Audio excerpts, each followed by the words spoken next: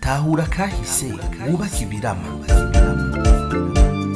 Mbega mushingana vyoba bikwiye kubitahura. Ego cyane birakwiye kugira umenye ukuri kw'ibyabaye maze ubimenyesha abandi. None bimenyekanye vyoheza bikadufasha iki?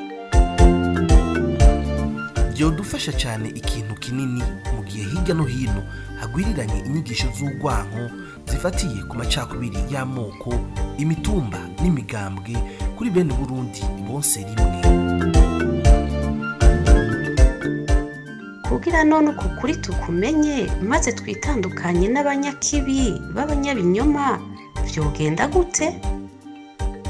Kugira utahure uko vyagenze, kurikirana ikiganiro Tahura Akahise wubake ibirama, mutegurirwa n'itorero Burundi, mugashikirizwa na Remesha Magazine imisi yose kuwa mbere.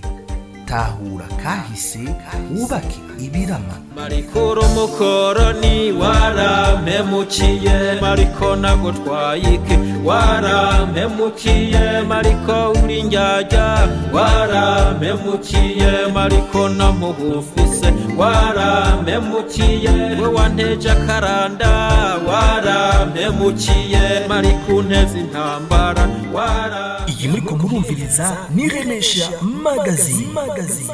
Itorero, Itorero, Itorero. Bienvenue dans votre site. Itorero. Wezi tatu akaburungu itorero akaburungu org.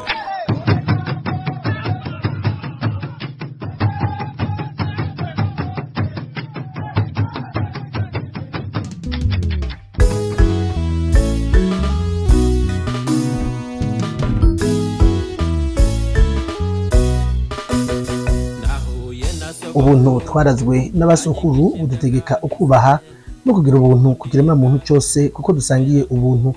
Turi ku munsi wa mbere igenekerezo rya 19 Ruhuma umwaka wa 2024.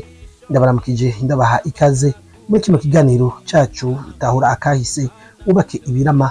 Ni kiganiro mutegurirwa n'itorero Burundi ugashikirizwa na Remesha Magazine. Muri kino kiganiro kigira ica 2029 tugiye kubashikiriza igice ca mbere c'inyigisho z'akahise ku Burundi zatanzwe n'umwigisha wacu Dr. Alphonse Rugambarara.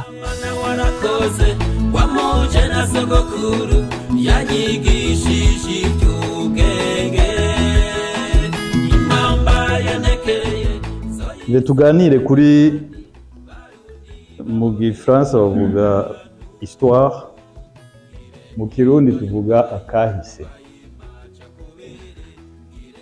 Ariko ko bihinyanyura ukundi uravuga yuko nkuko bavuga indonda gihugu geography, uvuga indonda gihugu, icyo gihugu kiba kizwi kiba ari cacu u Burundi. Histoire maze imyaka ubushikanya 20 kuko natanguye kuyenteresa ko kuva kera nkija no mu byigwa by'ubuganga. Ntashobora kubibaza ati mbega umuganga yagiye muri histoire gute. Ubwa mbere nuko nkiri muto nize mu ishure ry'abazungu ya Stella Matutina mubona tuciga twebwe.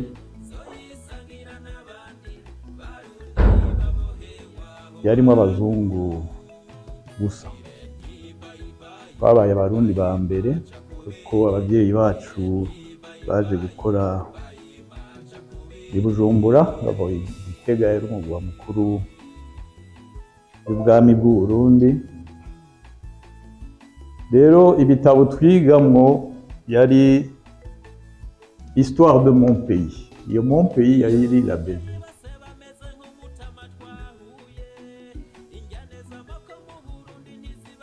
Rero icyo gitabo tugeze muri 6e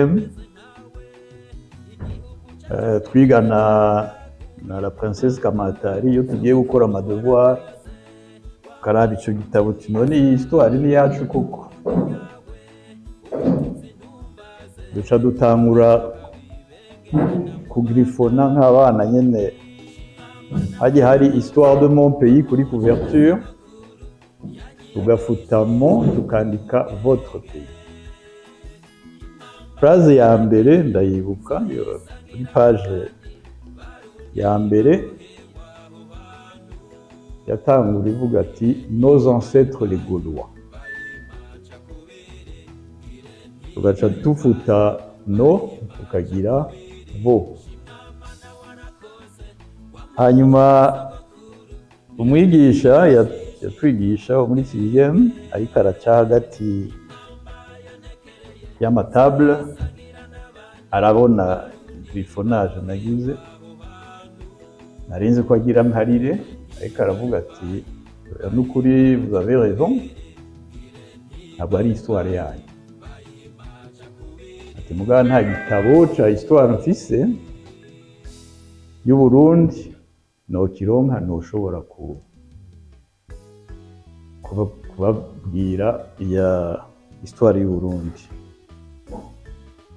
Ashitse muhira ikintu ca mbere nasabye papa umwigisha yadutumye igitabo histoire du Burundi ari kihari kuri yarakindondeye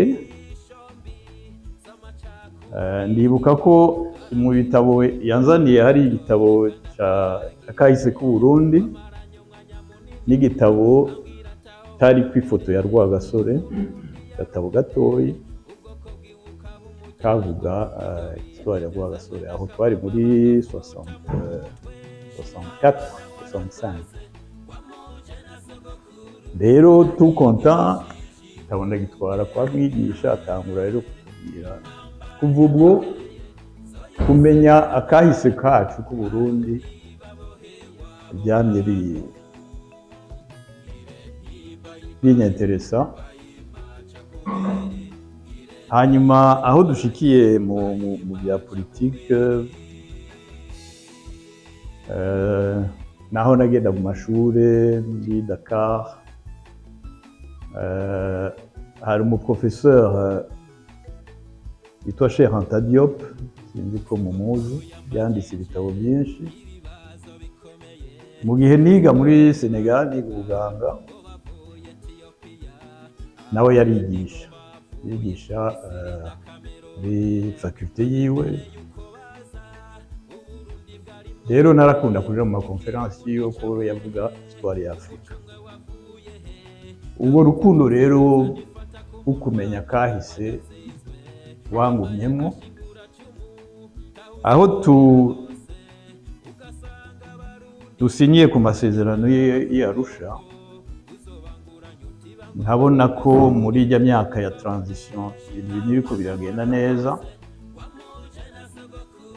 naranafunzwe saba ko ibyo twasinye byubahirizwa cyane decida yuko mvuye muri politiki aho hari muri 2004 ababizi natwara umugambwe ndatanga imihoho mvuga ati ndabona ko hari ikintu kibuze simbona icyari cyo ariko kubona tuguma turi muri izi njyane zidahera hari ikibazo tutaratora rero kugira ngo tugitore ngira ngende gusubira kwiga Burundi n'Abarundi aho rero kuva muri 2004 novuga gushika 2013 nukuri nararonde kumenya Burundi n'Abarundi 2013 niho natanguye kwigisha aho natanguye kwigisha ça a été un concours de circonstances hari abajeune bashaka bifuza kugira politike no gushinga umugambi bamwe bamwe bari bafise abavyeyi babo bari mu mugambi wanje, abavyeyi bababwira ati gende mubaze azobaha des conseils. Rero nca ndaprofita ngaho ndababwira nti naho mugira muje muri politike, nasanze hari ikintu kibuze cyane mu banyepolitike. Icya mbere kibuze ni uko tutazi Uburundi bwacu, ntitubuzi kuko twabwigishijwe nabi. Icya kabiri ni uko kugenda muri politike utazi igihugu cawe, utazi abanyagihugu bakirimwo, ingwara bufise, ingwara bafise, ni nk'umuganga yoza kuvura umuntu atasuzumye, bataganiriye, atazi namba. Aho undi ari ku telefone ari hehe ukazubona ati ndakwandikiye ordonnance. Uyo muganga sinabwo ari umuganga, sibyo? Utegerezwa kumenya icya mbere icyo bita anamnese, kuvuga histoire de la maladie. Utazi histoire de la maladie ntuza kumenya ingene worienta kurondera ingwara y'ukuri n'imiti uza kumuha. Rero nabonye ko muri politike cyane cyane muri Afrika yose ikibazo nyamukuru c'abanyepolitike kiri ngaho. Ntituzi ibihugu byacu, ntituzi ingorane byaciyemwo, naho tubimenya muri histoire bakatubwira niyi muga ntituzi la profondeur yacu n'ingaruka zatugizeko nk'ibijanye na colonisation. Impact ya colonisation kuri twebwe turayizi by'ukuri, kuko niyo traumatisme ya mbere. Aha ndabagize introduction y'icyatumye nja kwiga histoire y'u Burundi no kwiga abarundi. Rero uko nabonye histoire y'u Burundi nayiciye mu bice bitatu. Igice cya mbere ni histoire précoloniale, kuvuga imbere y'umuzo w'abazungu. Igice cya kabiri ni kuva kuri ingwano ya Mwezi Gisabo, abazungu bazira n'abarabu, gushika kuri periode ya independance, ingwano ya independance. Periode ya gatatu ni periode y'ingwano ya independance no gushika ubu uno munsi. Uko ubigize uko uraza gutahura neza ingene ibintu byagiye biratwonona mu mitwe, bikatugira abandi ariko ntitunabimenye.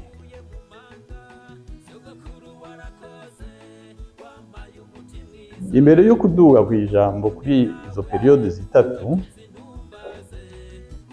nagira ndababaza utubazo dutoyi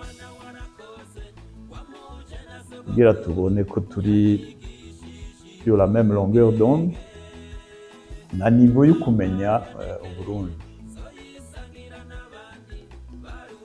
Hariho bamwe nzi bamaze kuza mu maséance nigisha, peut-être barazi inyishu. Ikibazo cya mbere, umwami akubaza umuryango, ntakubaza icyo warayuriye. ngira mbaze mu bakiri bato mushobora kudusigurira ngo mubwire w'abarundi ba kera umwami akubaza umuryango ntakubaza icyo baraye uriye hari wogira une tentative canke murampaye tugira ngaruke ku insiguro ry'umuryango kuko nibaza ko tutatahura neza insiguro y'umuryango we ukwa umuryango iyo tuvuze umuryango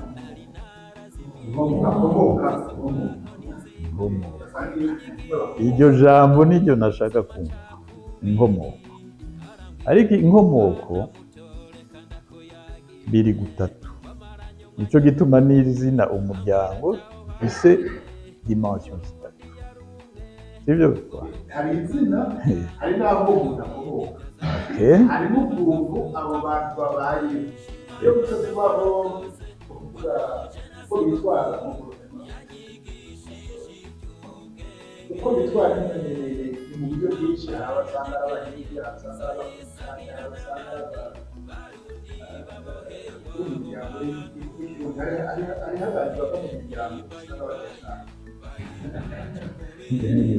hariho abantu baba mu miryango usanga bakunda guharira abagore benshi hariho abantu bava mu miryango usanga ari abantu rero babasomanye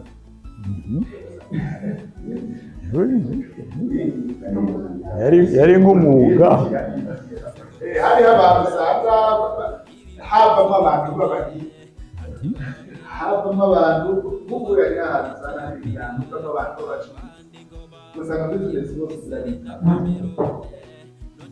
Merci. Donc ijambo inkomoko ni ijambo rikomeye cyane.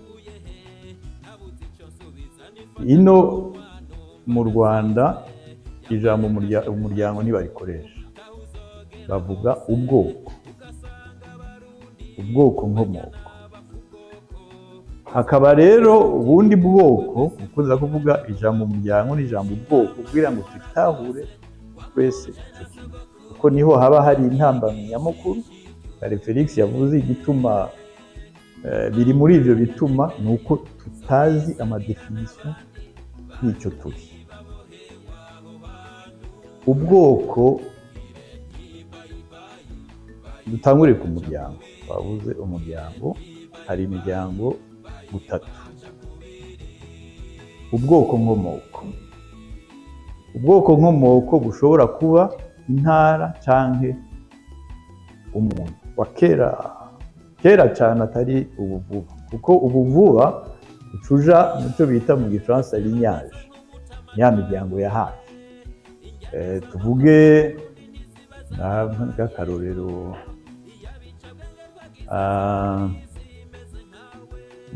hari abava ibururi ngaha,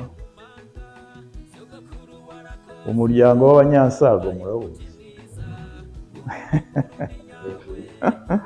Nawe muzi, niyo exemple nshaka gutanga kubera ikingene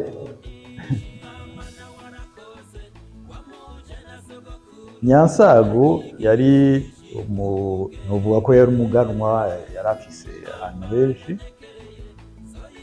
yari afise abagore benshi, kuko umuganwa afise ahantu henshi atwara, yari umusafu. Inkomoko ya kure n'abasafu, inkomoko ya hafi kuko yavyaye benshi, ntibaza ko bashika 1000 n'abandi, imiryango 1000 n'abandi biyita ko bava kuri Nyansago kandi ari hafi, ko yagize abagore benshi. Ubu rero barahura bakagira iminsi mikuru y'abanyansago.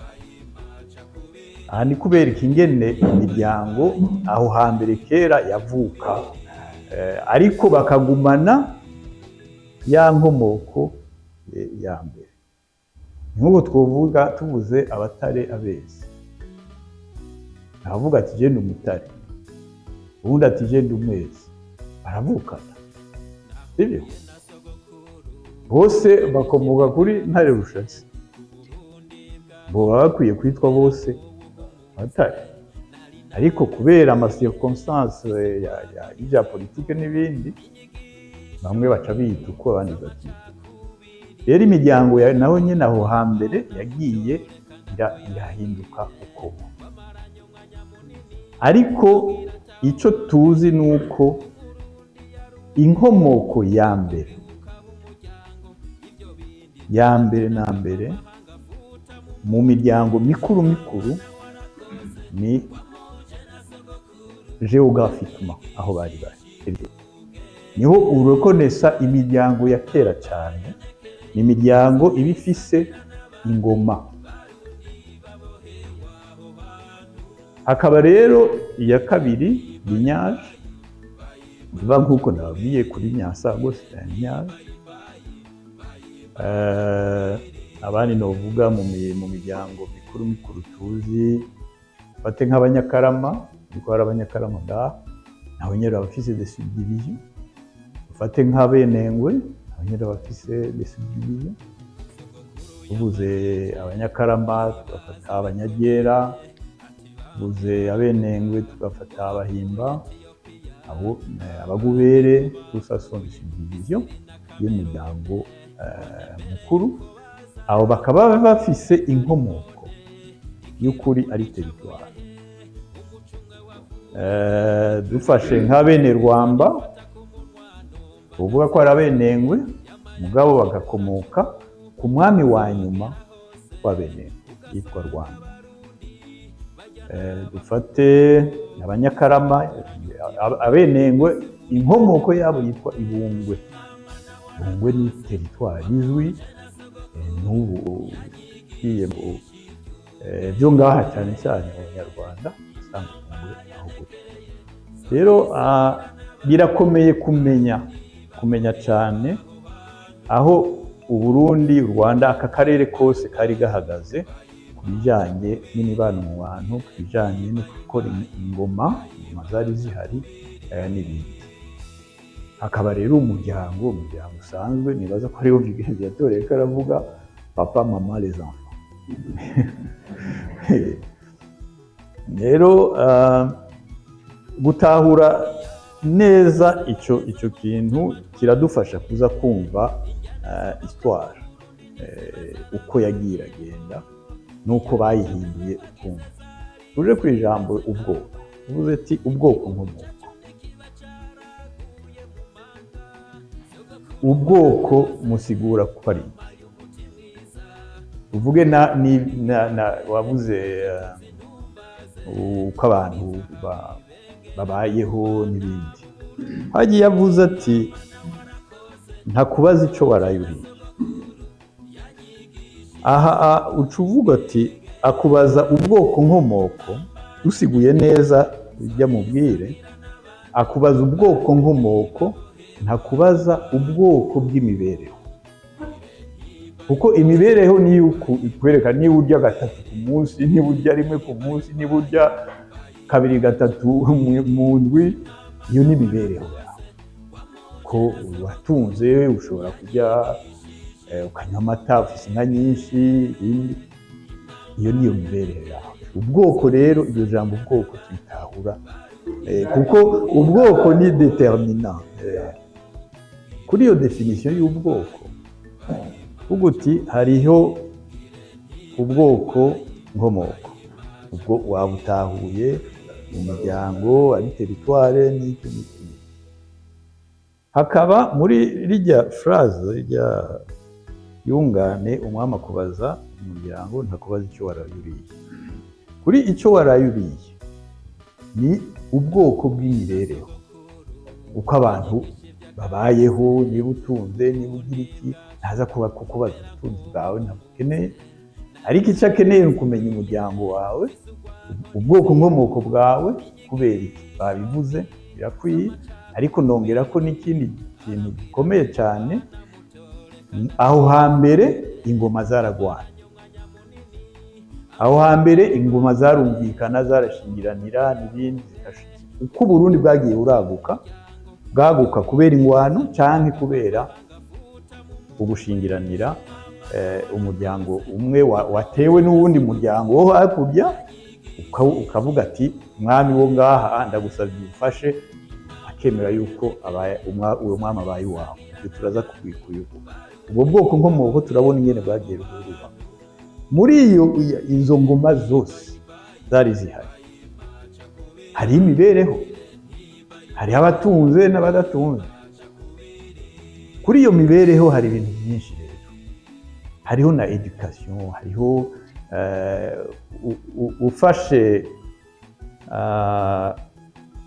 umuntu yakuriye muri milieu batunze inka, kuko ubutunzi bwa kera buhagaze kuki? Buhagaze ku nka, buhagaze ku mirima, nta kindi. Iyo umuntu atunze, abatunze inka, abatunze imirima, kandi agashobora kugaba. Umutunzi aragaba. Ugaba kuri bande?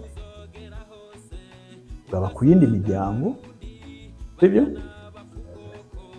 Aho rero niho haca haza icyo bita les rapports de production mu Gifaransa, kuvuga qui crée en même temps les classes sociales ou les catégories socio-économiques. Muri izo catégories socio-économiques, ufashe umutunzi, umwita umutunzi, turamwita umutunzi. Umwita umutunzi aratanze, aragabiye naka inka. Aza kumwita iki? Aza kumwita ko ari iki kuri we?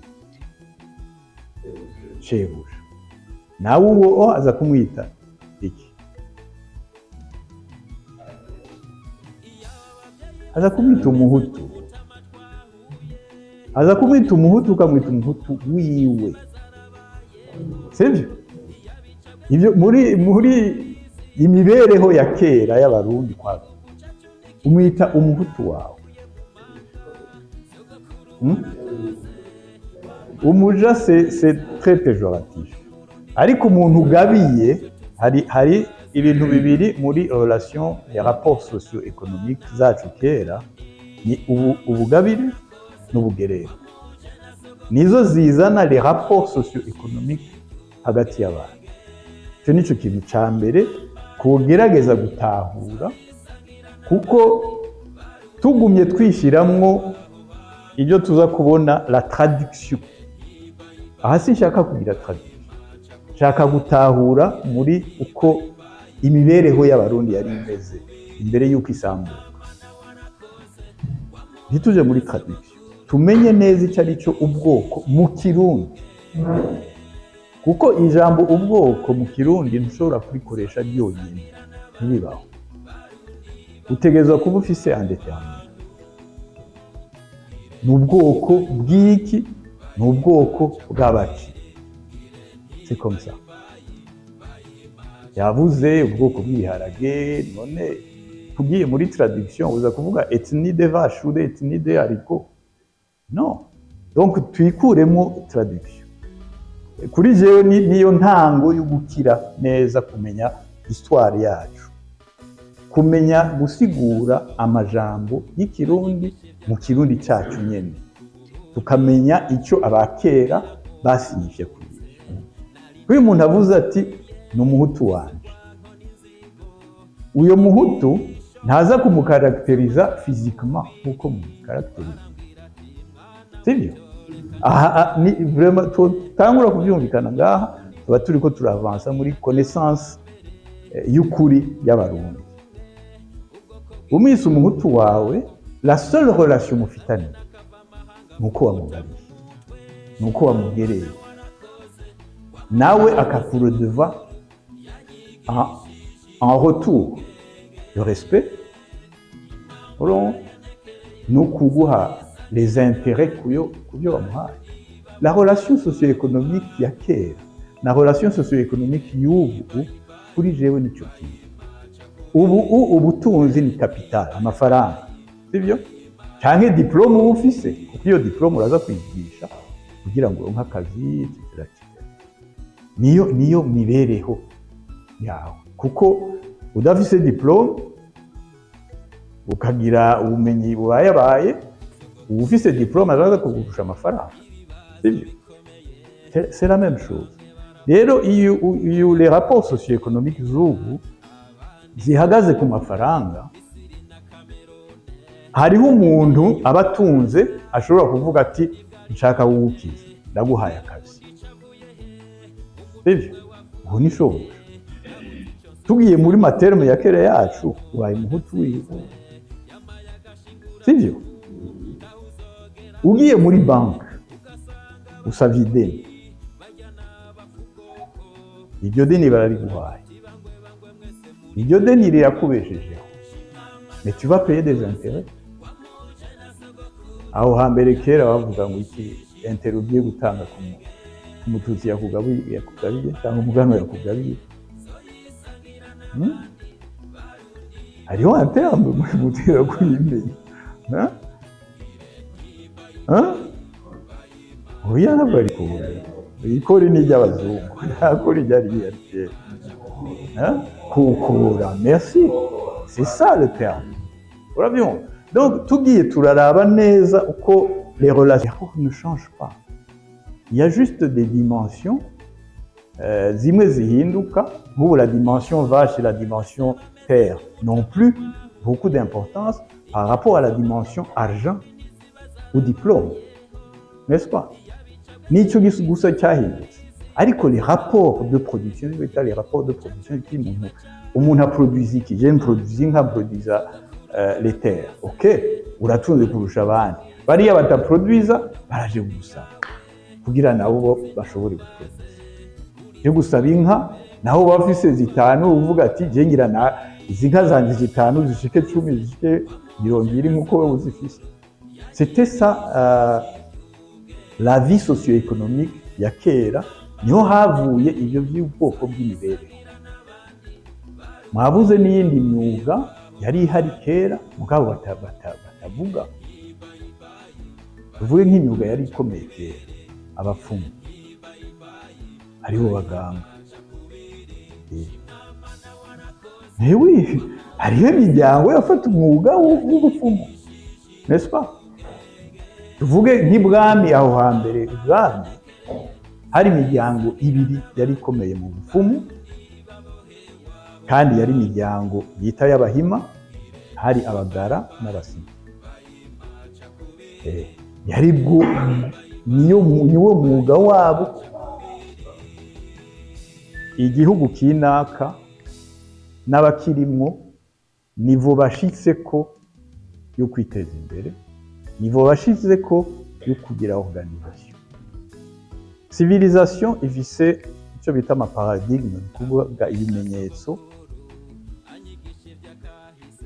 byerekana neza iyo civilisation cyacyo icya mbere iyi civilisation irafise histoire du peuple ce peuple là c'est histoire irafise icyo bita cosmogonie irafise spiritualité irafise des institutions vos politiques irafise des institutions qui gèrent irafise ururimi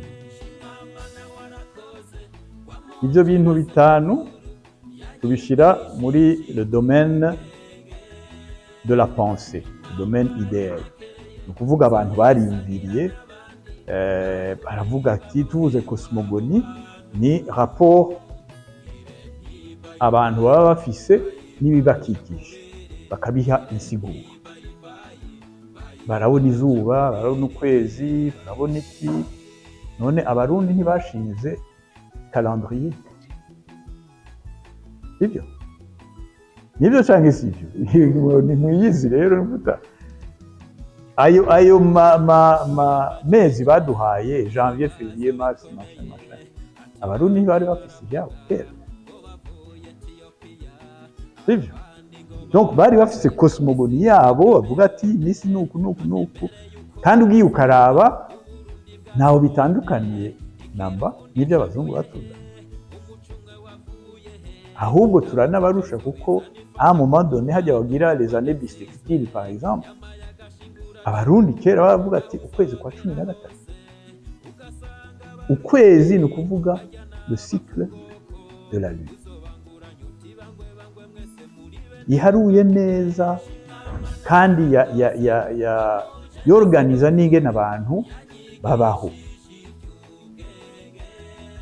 les saisons vuge les saisons abarundi bari bafise les saisons kubera uko barima uko babaho n'ibindi donc iyo tuvuze civilisation umuzungu yaje atubwira ngo nta civilisation ifise kera tuba tugize amakosa manini cyane niyo ni traumatisme tutaba tuzi yuko byadukoze ko mu kwimenya no kwikunda cosmogonie tuvuge spiritualité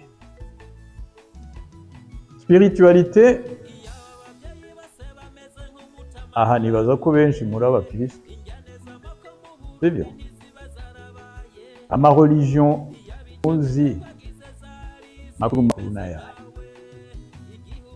hariho les chrétiens hariho les musulmans les chrétiens les protestants tout ça c'est la même chose hariho n'abayahudi le judaïsme izo igituma mvuze izi bitatu sinza kuvuga bouddhisme hinduisme n'ibindi byo muri Asie nabo benye bafise ama religion yabo izo religion zitatu bavuga ko ari des religions révélées iryo jambo muradio ziri révélées kubera ziri révélées kubera kuko hari umuntu yaje kuzirevera yaje kuzigisha abayuda ni Moïse sibyo abakretien ni Jésus abayisilamu ni Mohamed ijambo imana ni kiyahudi ni kiyisilamu ni gikristo twumvikane bizi imana iryo jambo ni igikirizo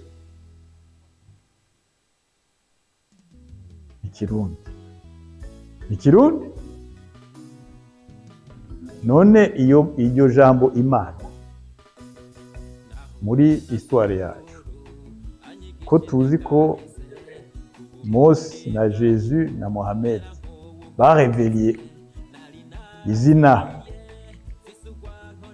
y'Imana zabo abayahudi ni Yahweh abayisilamu ni Allah simvuga abakirisu ndaza kubagaruka abarundi ni Imana ndababaze qui a révélé Imana abarundi n'abanyarwanda no muri aka karere kose ninde arumu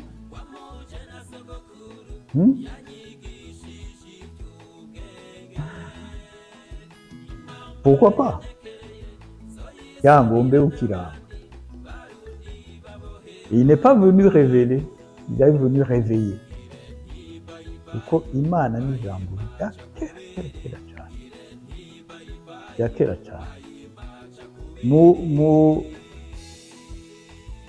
Muri étude meruka kuronka muri iyi myaka kuko ngumba ndondera pour perfectionner parce que l'histoire c'est de la recherche.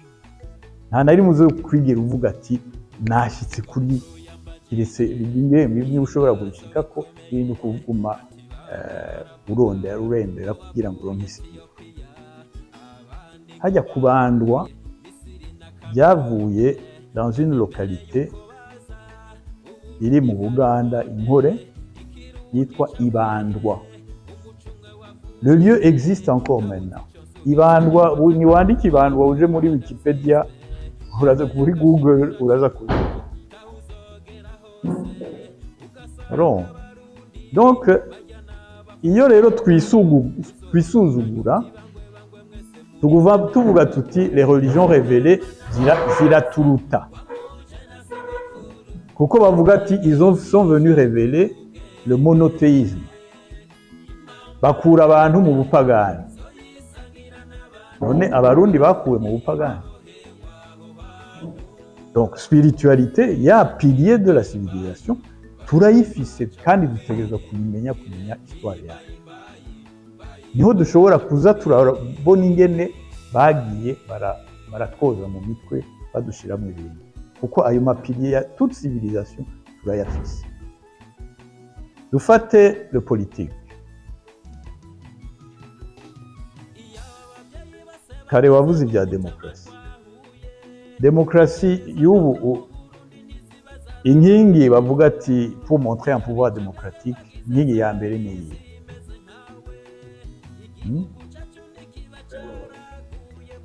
Oya, imbere y'amatora. Même pas.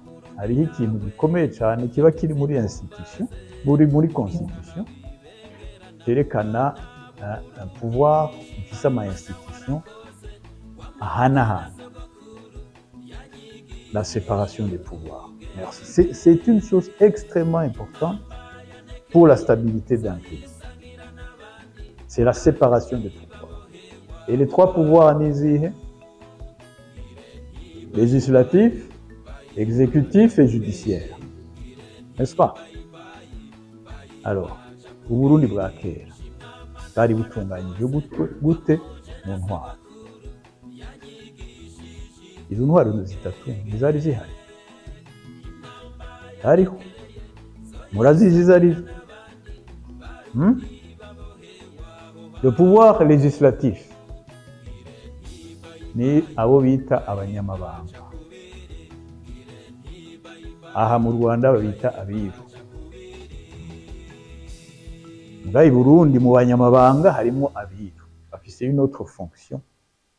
Et la fonction yo kugera ibigabiro y'abami na les tombes des rois et des reines. Abiru.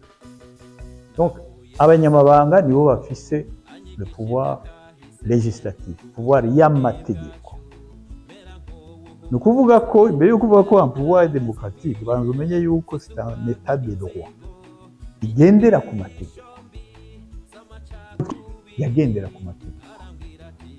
Amategeko yari ahari yo bita les codes ésotériques. Ésotérique kubera iki? Kuko n'amabanga. Ésotérique ni ikintu kigashe, contrairement à exotérique ari ikintu gihanze.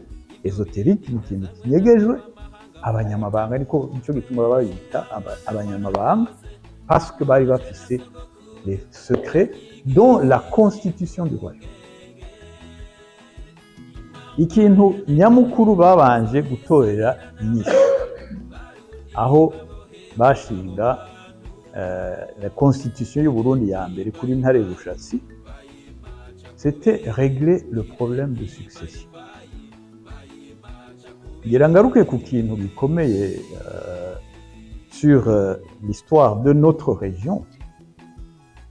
L'histoire de notre région itwereka yuko hariho un empire nininya yitwa Gitara. Igituma certains chercheurs bashitse kuri iyo conclusion, bayishitse ko bakurikije indimi abantu bakoresha muri aka karere. Les royaumes des Grands Lacs ni les royaumes bashize muri baraba indimi muri les langues bantu, bashize muri la zone J, kuko hari amazone menshi muri les langues bantu gushika muri Afrique du Sud, kuva muri Cameroun, muri Afrique du Sud. Iyi yacu rero ni la zone J. Bakavuga ati turavye indimi zabo dusanga différence ya les mots d'origine ari entre 15 et 25%.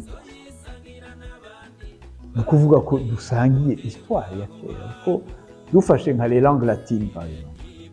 L'histoire des langues latines, c'est l'invasion de la Rome antique, yafashe pratiquement toute l'Europe. Et le mélange à la langue romaine à les langues locales, yazanye le français, l'italien, le portugais, l'espagnol, etc. Aka karere pratiquement nico kimwe. Iyo empire yitwa Gitara.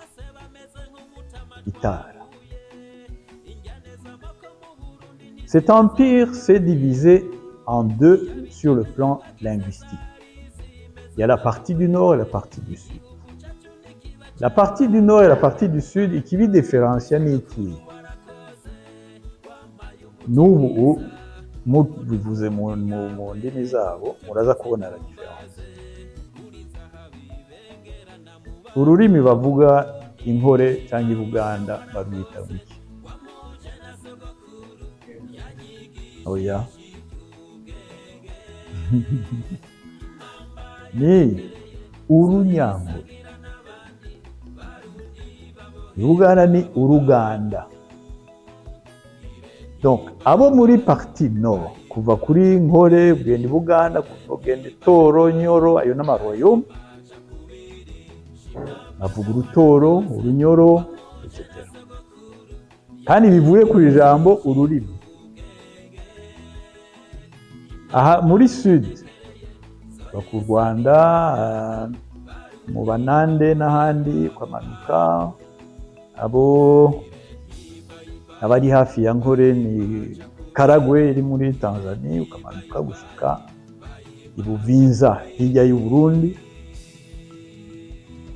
ni Ikirimi, ni Ikinyarwanda, Ikirundi, Igiha, Igiswahili si tu veux, etc., etc. Donc c'est ça les différences abaye. Et puis à un moment donné, tous ces royaumes ont éclaté. Kuko abana b'umwami wa kera banse kumvikana, umwe wese ashinga ubwami bwiwe. Ururimi ni nkaco kimwe ikitusa. Nk'uko ngaha mu Rwanda barabubwira ko nk'abatoro bari hirya y'Inkore bateye u Rwanda barahamara imyaka hafi 20 bahatwara. Après barirukira ku mwami w'u Rwanda yari yahunze Bushi yaje kugaruka mu Rwanda. Tout ça ce sont des histoires zihari. Aha ndiko ndabereka ingene ayo royaume yagiye arigabura, et puis à un moment donné arasubira ari reforma buhoro buhoro. Rero mu kwireforma icambere batanguriye ko mu kurégla le problème de succession. C'est un problème énorme dans la gestion d'un pays. Car moi, vous avez les élections. Je dis, tant qu'on n'aura pas réglé ce problème des élections, qu'on a un problème de succession,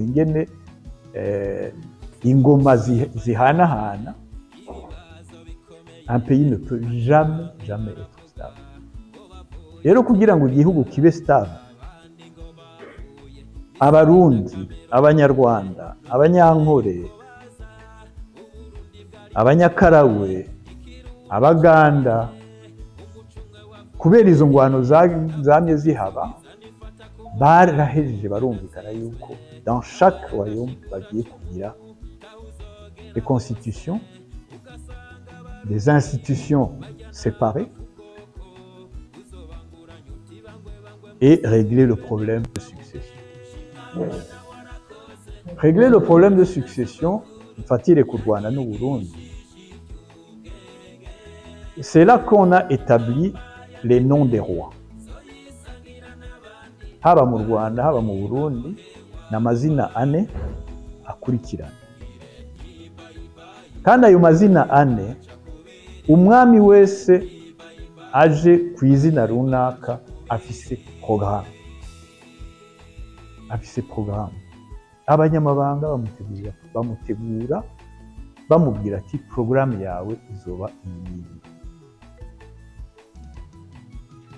Murazi muri histoire ko mu Burundi batubwira ko habaye ingwano entre Jabwe Nsoro na umuhungu wabo Ntare yari bamufungishije ahantu baramugarukana araza gutwara, sibyo?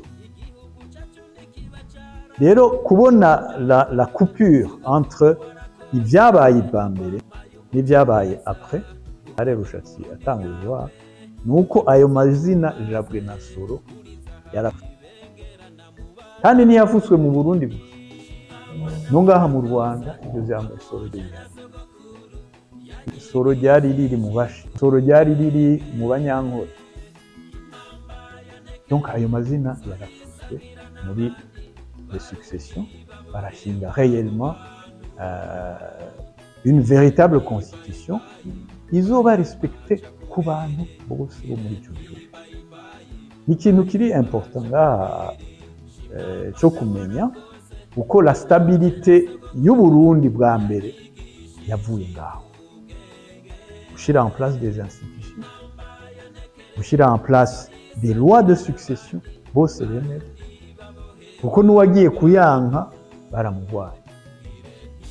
Ni mwiyumvire, ntanga exemple ya la photo de l'investiture ya y'umwami wawe, umwana w'imyaka 5.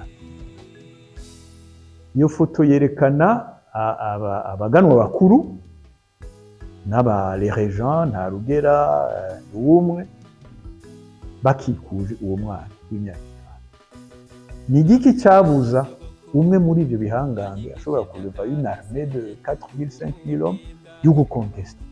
Ni igiki?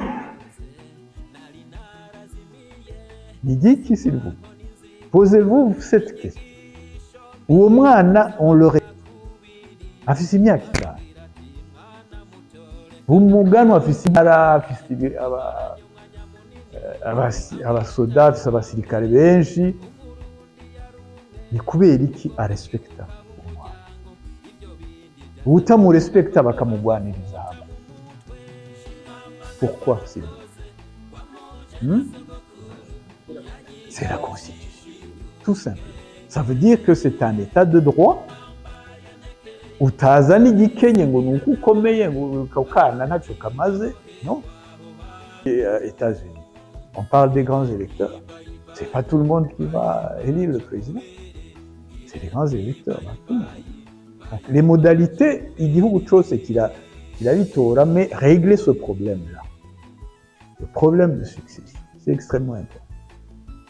C'est pas des coups d'État, c'est pas des troisième mandats, rien. Abanyamabanga bakubwiye yuko utanga, uratanga nyine. Ntuza kuruspekta ngo uratanga. C'était très strict parce que c'était la mort. Alors, la langue. Nari mpejeje kuvuga igitara, ururimi, ikirimi. C'est montrer réellement que de par l'histoire, dufise l'histoire imwe. Les séparations zahabaye ni kubera ukutumvikana ko hejuru kw'abategetsi. Mais sinon abarundi, abanyarwanda, abanyankore, abatoro, abanyoro, abaganda, c'est pratiquement un même peuple. Même sur le plan de la culture, c'est la même chose. Sur le plan de la spiritualité, nico kimwe. Nta bapaya bari bahari nk'uko abazungu batubwira. Non, il n'y avait pas de païens. Hose bemera. Nico gituma nama nshokoza abakristo. Mwe muvuga ngo nemera Imana imwe rudende. Mwarabonye Imana nyinshi zihaba. Aho mwongera ko ngo rudende. Kubera iki? C'est que le blanc lui est venu me dire non, moi ntacyo muzi, reka tubereke. Eux oui, bari bafise Imana ibimana. Ndiko ndonona izina ry'ikirundi. Imana ndayishira mu bitariki. Bari bafise amadieu menshi. Kandi Dieu si izina. Dieu si izina. Izina ni Allah, izina ni Yahweh, izina ni Imana, izina ni muba nyankore ndabizi. Ni Ruhanga. Donc kutubesha batuzanira ibindi byatumye yama paradigme yacu asambuka. Comment notre civilisation rundi yasambuka. Ngo n'ibyo bya spiritualité ibyo byose musigaye mubyita ngo ni bya shetani by'abapagani, mukagira n'ubwoba kuza kumenya ibyo ari byo. Muratinya kwimenya. Nababwiye, un peuple sans histoire, c'est un peuple sans racines, sans avenir aussi. kuko ntawe muba mushinga ino racine yigufasha gukura iyo rero udafise racine tu es foutu tu n'as pas pu kuadopta iby'abazungu à 100%. Tu as laissé ibyawe bya kera uyiki hagati mu karere. Bien, donc izo ni la civilisation y'abarundi irahari.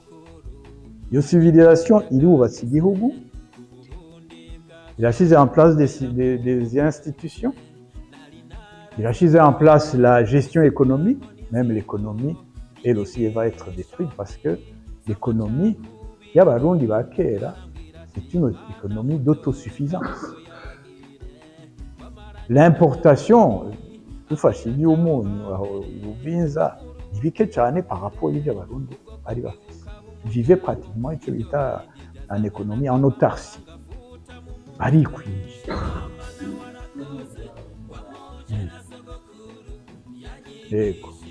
Donc, ils vivaient en autarcie. Cette économie va être détruite parce qu'on va nous amener une économie de prédation.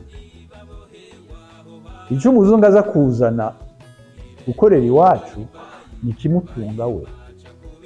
Nta kawa twari tuzi, nta cyayi twari tuzi, Murundi bamubwira kugikora kandi atakimuha. Hari agakarikature umuntu yanditse umwana ariko arabaza umubyeyi we ariko aragira ya kawa nyine ayisasira neza, amubaza ati mbe mama ikawa turayirya canke turayinywa? Uretse devine icyo umumama yishyura. Nta na kimwe, turayigurisha.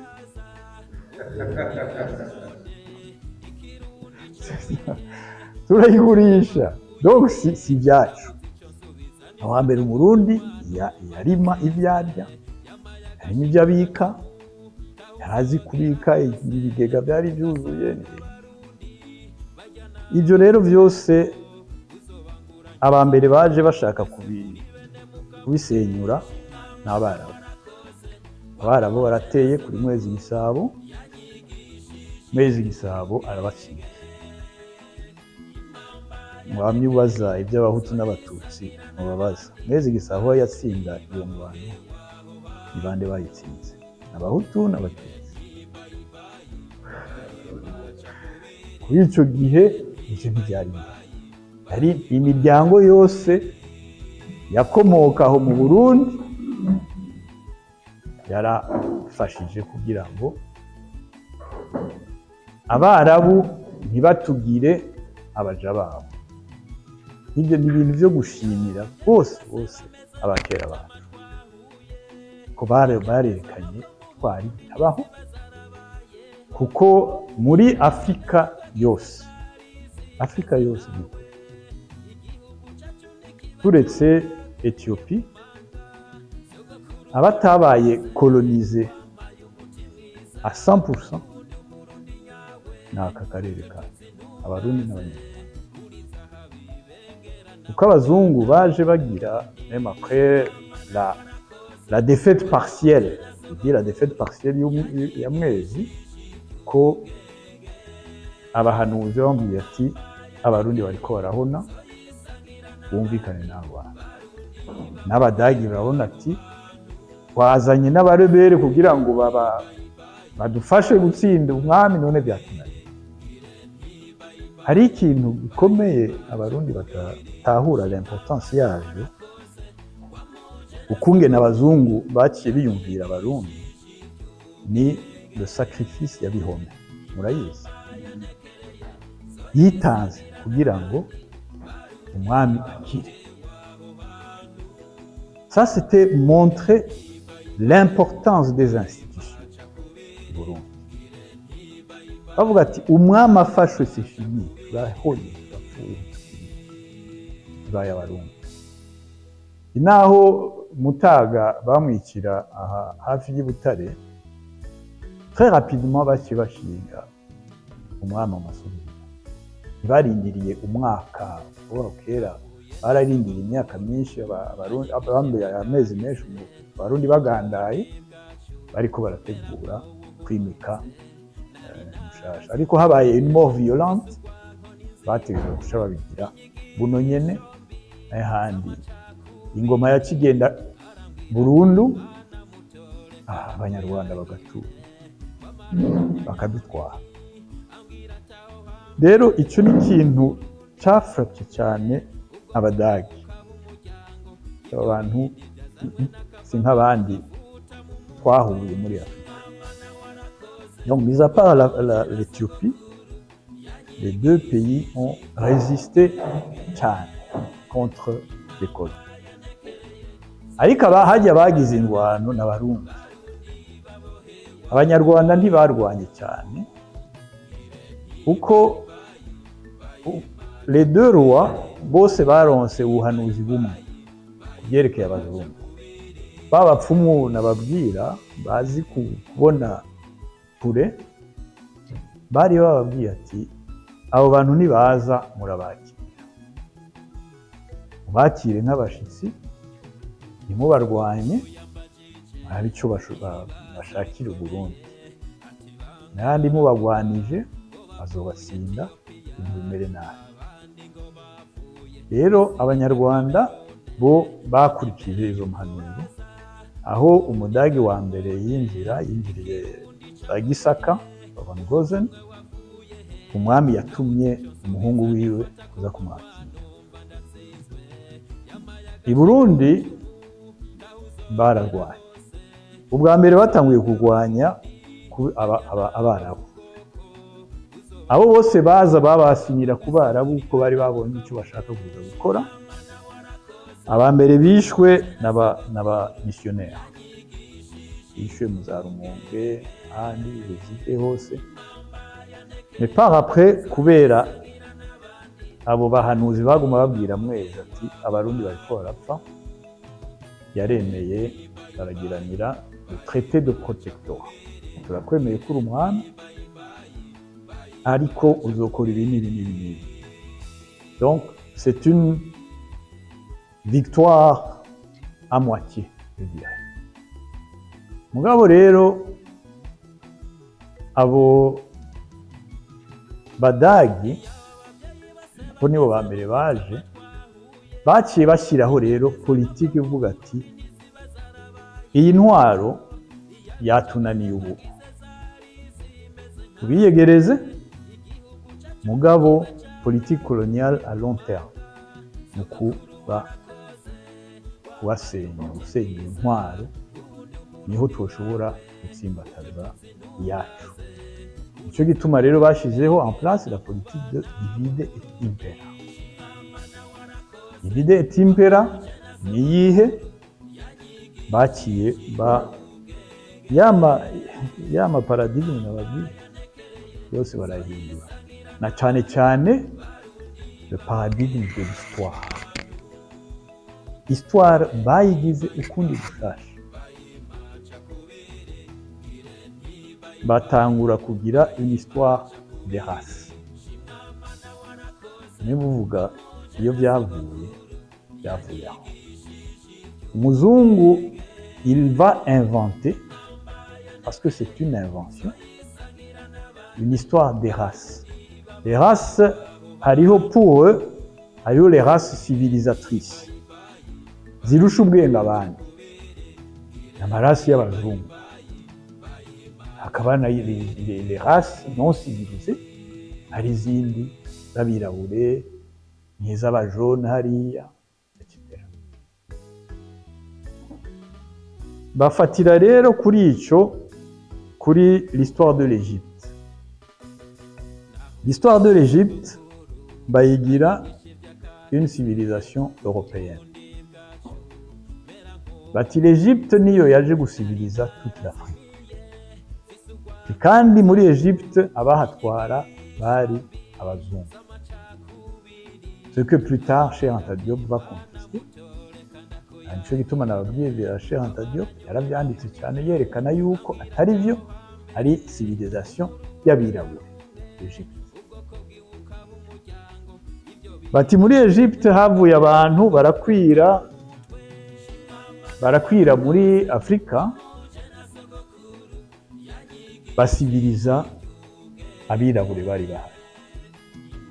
Ati rero turavye uko ibi bihugu byo ngaha byo muri aka kare byubatse, abaje gusibiriza nabo batwara, abo batwara abetikita ngo n'abatutsi. Ati bava hariya, ati abo bandi n'abirabure. Donc des races, il a introduit icyambere la hiérarchie des races. Kare tukivuga iby'amoko nkomoko iwacu hari hiérarchie twavuze. Umwenengwe araruta umunyakarama, umunyakarama araruta umujiji. Donc les identités z'iwacu aciye azigize izo we yiyumviye. Nta mwirabure ashobora kugira civilisation. Tegeza kuba muzungu yahindutse urukoba no yo gupima n'ibindi murabizi tugenda kugaruka ko il a institué cette fois-ci kibaye ubwoko bw'imibereho, ni ubwoko nkomoko bushasha. Ubwoko nkomoko bushasha ni Ubuhutu, Ubututsi, Ubutwa. Ariko twabonye ko kare mu by'iwacu mu bwoko bw'imibereho. Sibyo?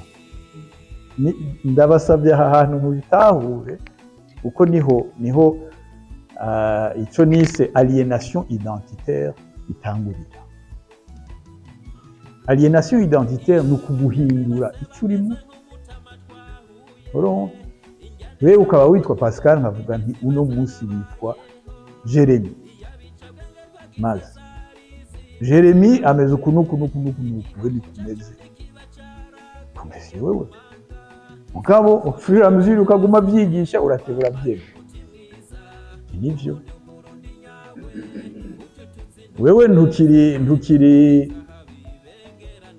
umwenengwe, ubaye umututsi pointre. Urabifashe ko ari byo, wemeye ko wa mututsi wa muhutu umuruta.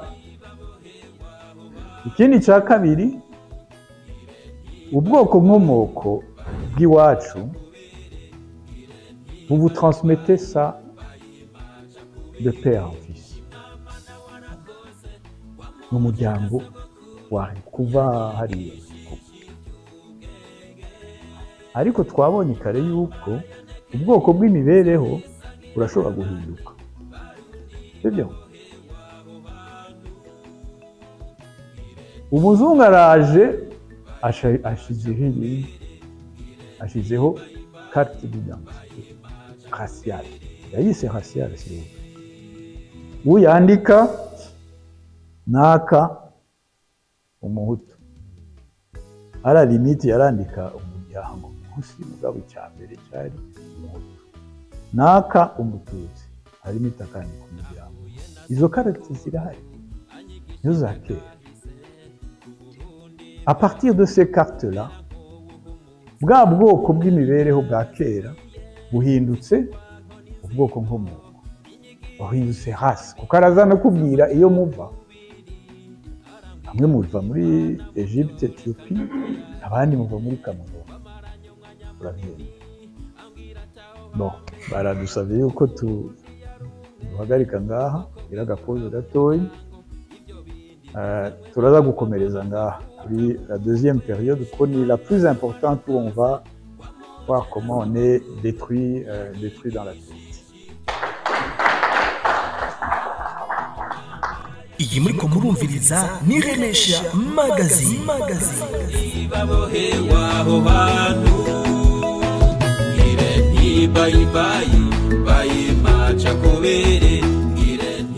Cyari igice cya mbere cya zino nyigisho za kahise zatanzwe na Dr Alphonse Rugamarara.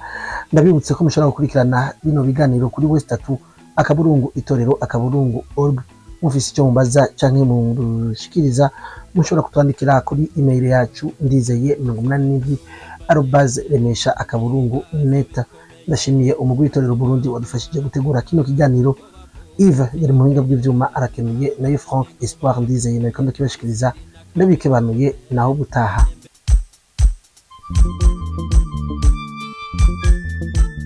tahura kahise wubaka ibirama. mbega mushingana vyoba bikwiye kubitahura. Ego cyane birakwiye kugira umenye ukuri kw'ibyabaye maze ubimenyesha abandi. none bimenyekanye vyoheza bikadufasha iki? Byodufasha cyane ikintu kinini mu gihe hirya no hino hagwiriranye inyigisho z'urwanko zifatiye ku macakubiri y'amoko, imitumba n'imigambwe kuri bene Burundi bose rimwe. kugira none uko kuri tukumenye maze twitandukanye n'abanyakibi b'abanyabinyoma vyogenda gute? Kugira utahure uko byagenze, kurikirana ikiganiro Tahura Akahise wubake ibirama, mutegurirwa n'itorero Burundi mugashikirizwa na Remesha Magazine imisi yose kuwa mbere. Tahura Kahise wubake ibirama. Marikuru mukoroni warampemukiye, mariko nagutwayike warampemukiye, mariko uri indyarya warampemukiye, mariko namugufise warampemukiye, we wanteje akaranda warampemukiye, mariko unteze intambara Iyi muriko murumviriza ni Remesha Magazine. Magazine.